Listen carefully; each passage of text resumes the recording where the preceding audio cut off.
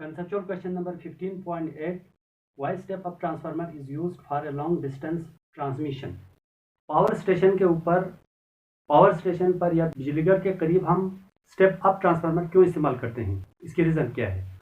तो हम जानते हैं स्टेप अप ट्रांसफार्मर में प्राइमरी कॉइल में नंबर ऑफ टर्न्स कम होते हैं, सेकेंडरी में नंबर ऑफ टर्न्स ज़्यादा होते हैं। सेकेंडरी में नंबर ऑफ टर्न्स ज़्यादा होंगे तो ईएमएफ या वोल्टेज सेकेंडरी कॉइल में बढ़ जाता है बनिस्बत प्राइमरी कॉइल के। तो हम जानते हैं ट्रांसफार्मर इक्वेशन से P is equal to I V equation से, यानी कि P is equal to I V equation से हम समझ सकते हैं P is equal to I V. अब मैं इस इक्वेशन को प्राइमरी और सेकेंडरी दोनों के लिए लिख सकता हूँ। तो I P V P is equal to I S V S. Ideal case में ये इक्वेशन इस तरह बनता है, करंट को एक साइड पे कर दें और वोल्टेज को आप एक साइड पे कर दें। प्राइमरी करंट और प्राइमरी वोल्टेज इन्वर्सली प्रोपोर्शनल है, सेकेंडरी वोल्टेज और सेकेंडरी करंट इन्वर्सली प्रोपोर्शनल है। तो स्टेप अप ट्रांसफार्मर में जब वोल्टेज बढ़ रहा है तो उसके अंदर करंट कम होगा। जब करंट कम होगा तो according to this equation P is equal to I square R, power loss का फार्मूला है। जब करंट कम होगा तो पावर लॉस भी कम होगा, क्योंकि पावर लॉस और करंट डायरेक्ट प्रोपोर्शनल है। तो इस मकसद के लिए, करंट को कम करने के लिए, वोल्टेज को बढ़ाने के लिए, ताकि हमारे पास पावर लॉस कम से कम हो, इस मकसद के लिए पावर स्टेशन के ऊपर हम स्टेप अप ट्रांसफार्मर इस्तेमाल करते हैं। जब हमारे सिटी लेवल पर या गांव लेवल पर जब वो हाई वोल्टेज आ जाते हैं तो फिर हम वहाँ पर घरों में लाने से पहले हम स्टेप डाउन ट्रांसफार्मर इस्तेमाल करके हम वोल्टेज को कम करते हैं, यानी कि 220 वोल्टेज तक हम लेकर आते हैं, ताकि घरों में हम उसको यूज़ कर सकें। क्योंकि हाई वोल्टेज हम यूज़ नहीं कर सकेंगे, अप्लाइंसेस जल जाएंगे।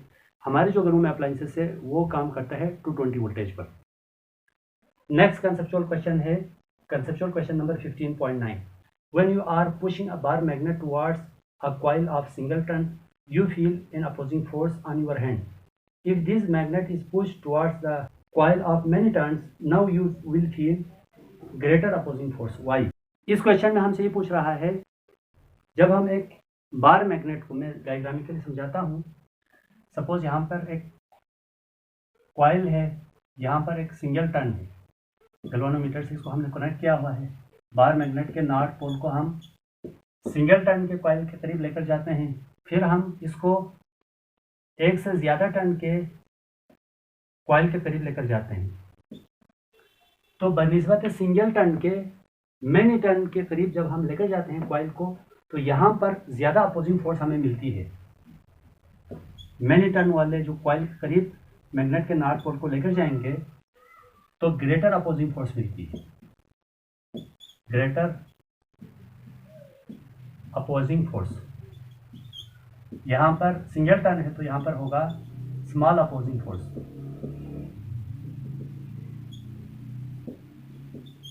Small opposing force. तो इसकी रीज़न क्या है? तो हम जानते हैं, as we know that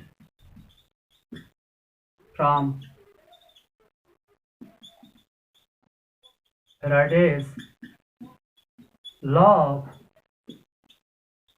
electromagnetic induction,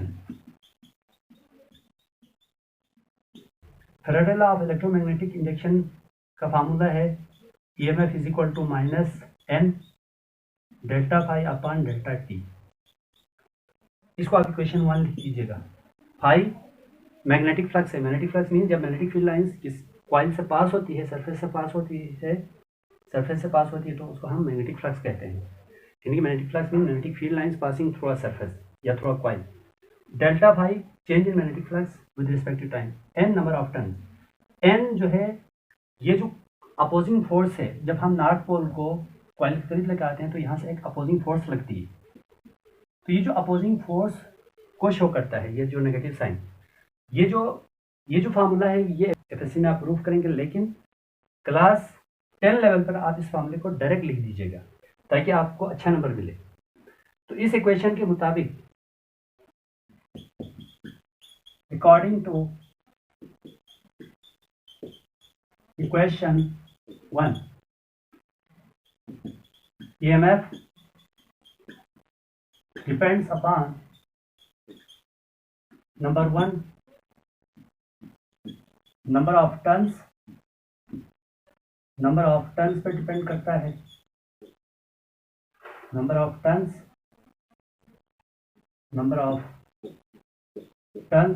इसके बाद दूसरे नंबर पे है rate of change of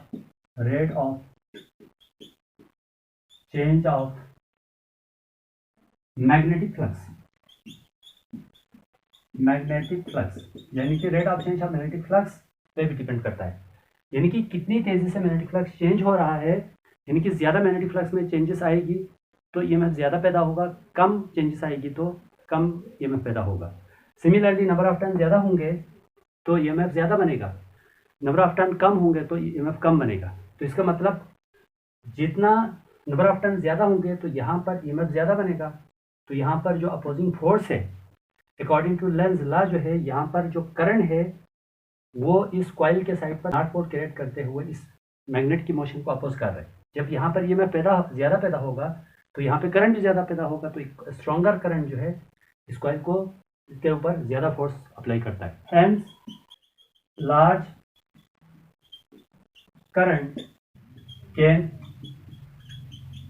exerts stronger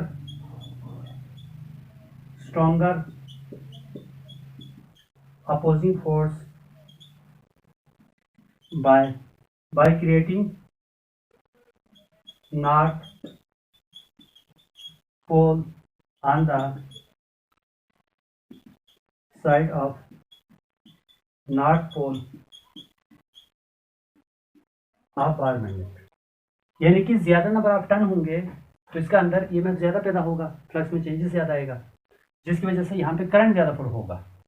ये जो करंट है नॉर्थ पोल के साइड पर नॉर्थ पोल क्रिएट करके ज़्यादा फोर्स इसके ऊपर अप्लाई करेंगे, तो ज़्यादा नंबर ऑफ टर्न पैदा होंगे तो ज़्यादा मैग्नेटिक फोर्स वो अप्लाई करेगा, स्ट्रॉन्ग अपोजिंग फोर्स अप्लाई करके इसको रोकने की कोशिश करेगा।